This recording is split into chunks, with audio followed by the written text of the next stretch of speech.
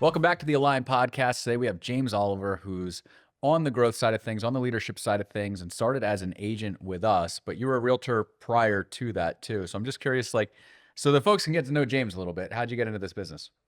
For me, I honestly was working for my father and just kind of wanted to start making some more money and jumped into that. My father is a contractor, and so I had a background in houses, and I figured, well, this just kind of makes sense. Yeah, So jumped into it a little bit and started really just working on rentals out in the Hoboken market, and eventually just kind of worked my way up into sales, and now I'm here. that's it. See you guys later. It's pretty No, quick. but so and I remember when we first met, you were doing a decent amount of rentals. And I want to say, did you join the organization 2018-ish, 2019? Right before COVID, Okay. like literally right before COVID. Yeah, it was at like fall, like November, December, right? Yep, Okay, exactly. cool. And I remember, yeah, we were meeting. You had been doing a lot of rentals, and you wanted to get more into the sales side of things, and from there, you actually became one of the best, if not the best, at following process within our organization, which then got you into the role that you're currently in too, where you're still selling quite a bit, and then also are taking the agents, through their first 5 transactions within our organization. So tell us a little bit about that, like how you were when you came in, like what kind of system were you following, or what were you like, what worked well? I think at the time we were operating out of Boomtown. Yep. For me, I never really had like a legitimate CRM. I actually like created my own little CRM back when I was doing rentals out of what's the app Evernote. Oh I yeah, basically yeah, was like creating contact cards in there, so I was kind of just making it up as I went along. But when I got into the team, got introduced to Boomtown, I was like, this is amazing. yeah, This keeps track of everything, keeps me super organized. Eventually, I know we jumped over to Follow Up Boss, which is just even a level up from anything I've seen before. But that was always my goal, was just like, I'm just going to get really, really good at how to operate within these systems and keep myself as organized as possible. And ultimately, that trickles down to selling homes. yeah. So as far as following the processes go, I was really just following the processes that I thought made the most sense within the CRM, Yeah. and it worked. Which is really like use the CRM to follow up with a client because it told you to follow up with a client. And then once you complete that follow up, it's put another task in there so that you That's it. remember to follow up with That's them again. it's as easy as that. And it's like the realtors too. We find that it's like, well, I made that call out of the CRM, or I did this, or no, that happened. I already met with the person, but I never logged it, or it's crazy what we see. And you're again, the reason why I think you're doing what you're doing within our organization is because so many realtors don't think that way, myself included. Like I like a CRM, I like the idea of it, but I even miss certain tasks and stuff like that. And I think it kind of has to do with, for me, CRMs didn't exist when I was a realtor. So my process, which actually, it's funny, like you still had a Evernote, or that's still a CRM. You're using a system. Mine was, I used to have Post-it notes up on the door, and all my leads were on Post-it notes, and I had them all color coded. And literally, there was like a psychopath. There was like a whole wall of Post-it notes, and I knew, okay, great. If this one's here, then I move it here, and that's how. And it's funny, David DeVoe, who we worked with too, his CRM before he had CRMs was he would work with the Mojo triple line dialer, and he had 12. This is like crazy how simple this is, but he had 12 months. It was January through December. And if he had to call the person back in December, they went into the December folder. And if he had to call them back in September, they'd go in September. And it didn't matter what the lead was, like what it was for. He just would go through, and on the first of each month, he'd start working through that folder. And then if that person was like, call me back in December, he moved them to a different folder. And it was like that was the job. That's all he It's had to do. it doesn't have to be that difficult. Yeah. Like, but people like to overcomplicate things. No, it's So, crazy. It's but crazy. you were saying too about the tasks and stuff. Like, oh, if you miss a task or whatever, you miss a follow up. That's even the beauty of the CRM there too, because it's gonna tell you like, hey, you missed this task. Yeah. So you can always get yourself back on track, which is one of the best things about it too. Yeah. Like, let's just say you have a busy day of follow up, but unfortunately, like a significant price point showing comes through. Yeah. You want to go show that property, but then at least you have a log of like where you need to pick up. Yep. Yeah, and like Dan Spitz is a good example of that too, because he runs. I think there's a little over 4,000 people in his own account with the CRM, and he doesn't. He actually does a great job of keeping up with all of them. But he'll go on vacation for 2 weeks and come back, and he's like, I'm so behind where I need to be. But then he locks himself in a room for 3 days, gets completely caught back up, and continues to move forward. Yep. Um, from the selling component, then getting into the agents, whether they're we don't focus too much on the newer agent, but we do have some that come through if we really see that like lightning in their eye. But then the experienced agents that are coming through, I mean, what is you're meeting with them weekly, right? You're making sure that they're starting to use the system, and I feel like we it's not uncommon for us to get ahas where people are like, "Oh, wow, this is a pretty simple way of selling homes. I never thought of it that way." Yeah, 100%. I mean, just as simple as, yeah, trying to feed into the agents and like making sure that they're understanding how to run through the systems and how to use it to not even its full potential, but maybe 90% of its potential. Yeah. And you get that aha moment with them all the time, like, wow, my life was so much more difficult before I had this. Yeah. And what did your pod do? So we're kind of broken out on you were our top producing pod last year. It was like what, 37 million or something in closed volume? 37 million. Yeah. I think that's super cool too, because it's like you're dealing with a lot of controlled chaos. I feel like I'm sure your phone rings a lot, and Omar's there to help you, and the staff and everything. Absolutely. We all try to help. Yeah.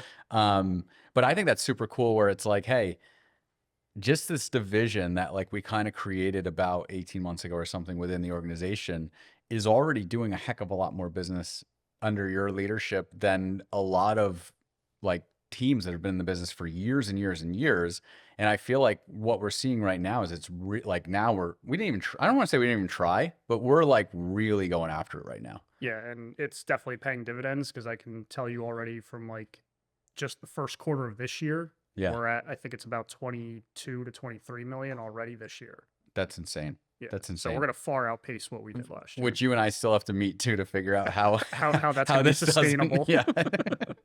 And that too, it's like these things break, things are great, but there's also like we need to have the awareness where I think we had an email last week and I was like, let's meet because this is gonna Well, something's gonna break. yeah. But I mean, I remember even after my first year with the team, you and I were sitting there talking one time and you were telling me it's like, you're building this machine and over time the machine's going to break. And that's a good problem to have. Yeah. You then have to rebuild the machine, then it breaks again, and it just keeps escalating and moving forward. In this scenario, you're the machine, so we don't want you to break though.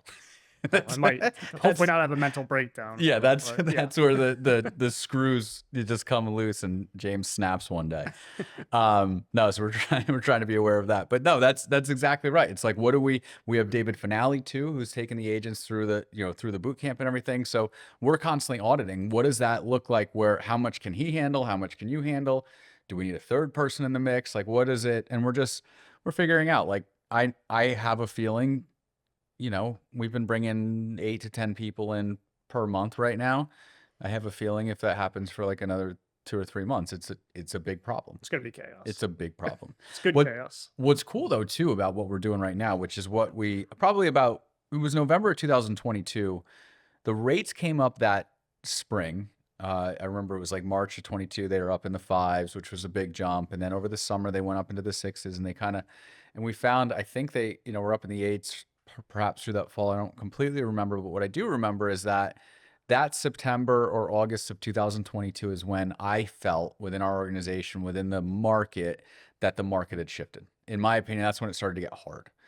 And that's when we made the decision that we weren't going to really focus on new agents anymore because in a good market, new agents had enough trouble getting, I don't know, it was still like a 90% failure rate. Even with us, and we had a lot of our agents were new that came onto the team.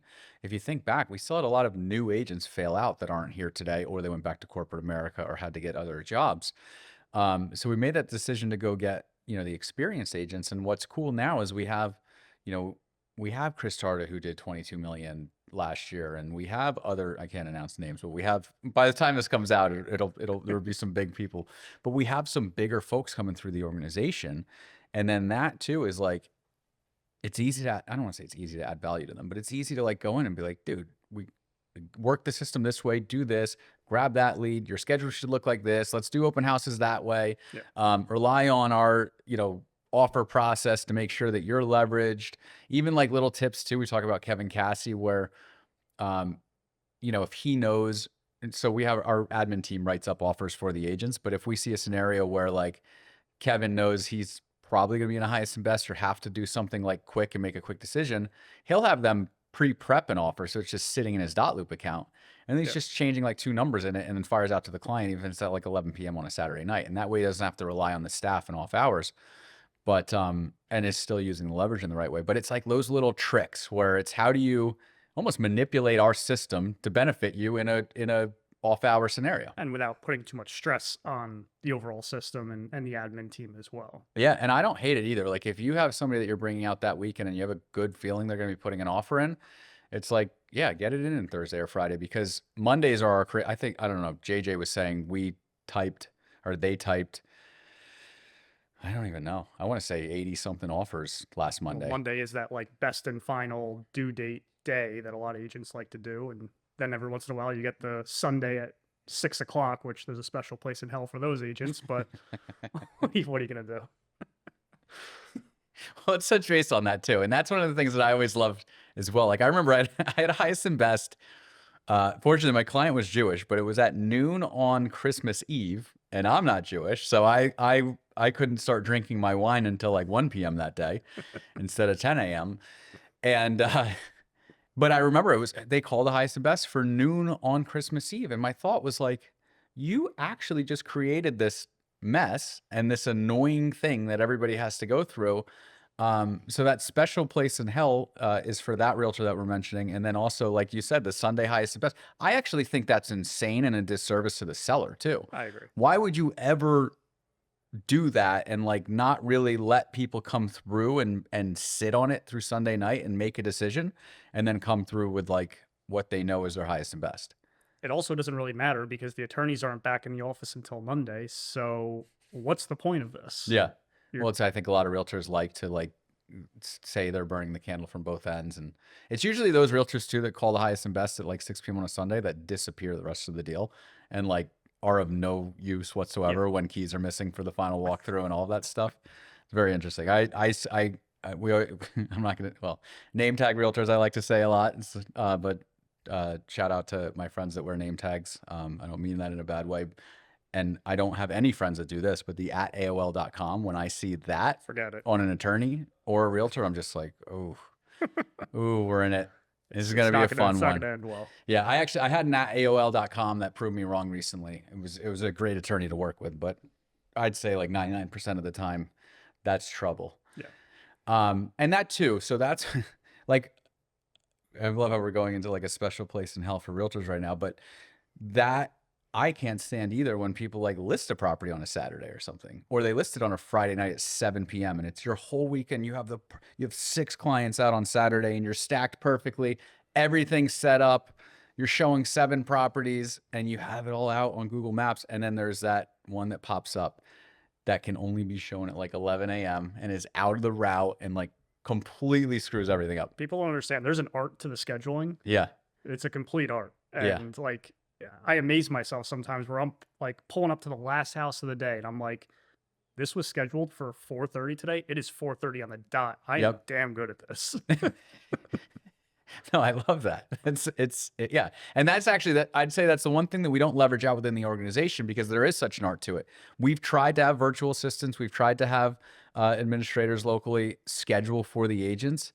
It's insane. There's too many moving pieces and stuff like that. There's too many, even I'll schedule differently based on like my client. Like if it's, I don't know, if there's kids in the mix, Oh, that's going to 100%. take longer. If it's just a single guy, he's probably going to burn through the place in like 4 minutes and be on to the next one. That's the worst when you're like way ahead of schedule and then you're calling the realtor You're like, calling the agent hey, we're like, going "Hey, fast. Yeah, I'm going to be there an hour and a half early." And they have to meet you there or something and I'm like, go get pizza for an hour and I'll meet you back here. But yeah, that's such an art to like, actually, I know what you mean. It's very satisfying when it's like the water bottle toss. It's like, great. I stuck the landing. I'm there at 4:30 and I'm at the last showing and everything worked. But you have to take into account so many different things too. Traffic. Yeah. If you're out in the suburbs, if you're in Hoboken, you're scheduling like 15 minutes apart, but then you also got to factor in parking. Yeah. Like there's a lot of elements to it.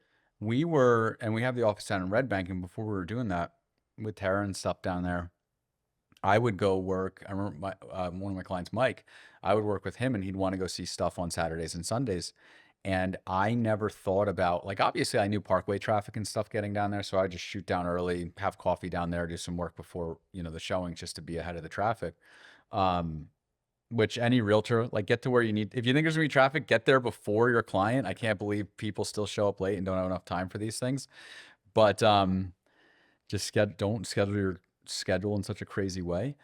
Um, but I didn't realize in Monmouth County, when you're close to the shore, how much, like, 2 to 5 p.m., something that's supposed to take 5 minutes to get to can just be an absolute nightmare.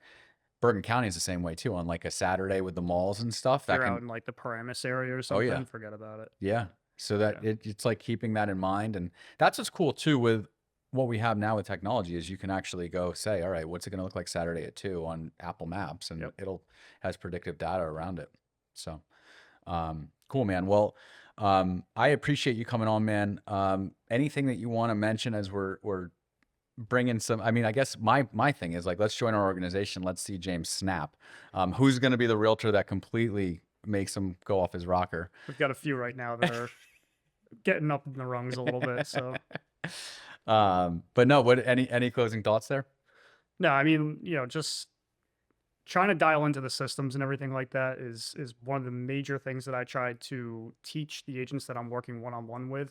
And aside from that, I'm also always trying to I want almost like a run and gun mentality. Like you get a deal together, Right. and from there, it's how do we find that next deal immediately? Right. Because I think too many agents, especially when they're newer, they come into an organization, they get that first deal under their belt, and then they let it sit, Yep. and they're completely focused on that deal. And if you have the right people in place, attorneys, lenders, everything like that, you can kind of let that thing just marinate and do its own thing, Yep. get out there and find the next deal. So trying to teach that mentality a lot as well. Yeah, 100%. I know, like, Jackie Boca, I always say to her, she wants to sell 36. Well, I think she wanted to sell 24, and I was like, you got to sell She might. 36 homes this year. Yeah. So, but we always say it's like three pending, three pending, three pending. That's what you have to do every single month, Yep. and you'll probably land at like 30 deals because some are going to die, and there's some things you can't control. But I think that's where that you hit the nail on the head. The agents are so focused on what's already pending in their pipeline, which is, we'll get it to the closing table. The agent's going to be involved. We'll figure out everything that we need to do to get it there. But you need to keep figuring out what's going to pen, what's going to be on that next, Exactly. what's coming next. And with you, it's going back to like well before that. It's like, how do we manage the A pipeline? How do we manage the B? How do we shift things around? And where are those deals going to come from? Yep. Exactly. Cool. Well, James, if they want to get in touch with you, what's the best way? You can reach me on Instagram, James O Realtor. Jimmy O. Jimmy O. That's it. All right. Awesome. Thanks, man.